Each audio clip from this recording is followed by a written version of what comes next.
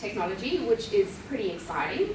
And I have to say, Ron, your Pokemon Go issue, it's a Pokemon no-go issue in our house.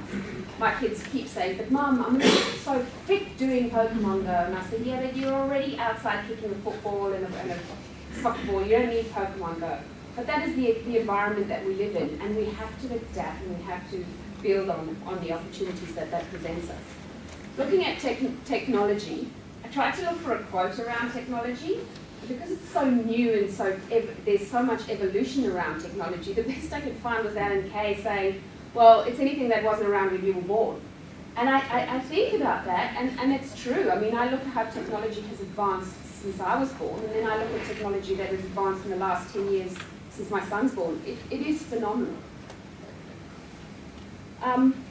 Technology is vast, and it offers massive opportunities to sport and to the whole industry. You look at sports science and what that has done. You look at digital and other media, and then communication. How this affects the athlete, how this affects society as a whole, and how this affects the game and the spectator. I think just how easy technology is assisting with volunteers.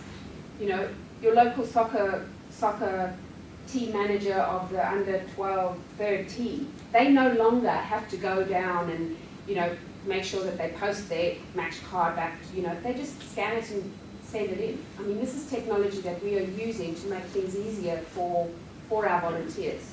We have to take advantage of that.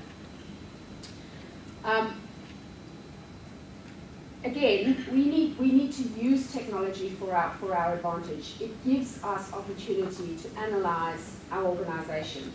It gives us opportunity to analyse our participants. It enhances the user experience. If we can capture more people to participate in sport, we need to do that. And if, you know, 2040, if there's a Pokemon Olympic Games, then we need to, and it's going to make people more active, then we need to embrace that. It gives sport opportunities to be exposed. I mean, you know, 30 years ago, websites were, you know, who needs a website? Now, if you don't have a website, you're not connected.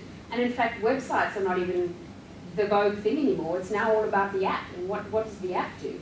And it's video and it's digital. The only hesitation I have around technology is it is expensive, so really you have to be smart when you think about technology.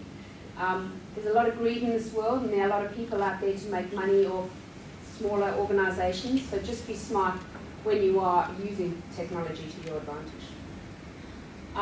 In closing, I just wanted to note that there's a vast number of sports, there's a vast tier level of sports, you know, from your very voluntary to your total commercialised sport. And there's no one size fits all. But what we have to do as individual sports is that we have to adapt and we have to change, and we have to use what is available to us to make a difference. Because 200 years ago, jousting was one of the most major sports in the world.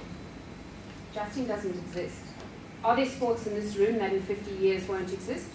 Potentially. I'm not going to open that argument. But the reality is, if we don't change and we don't adapt into the environments we're in, we're not going to exist.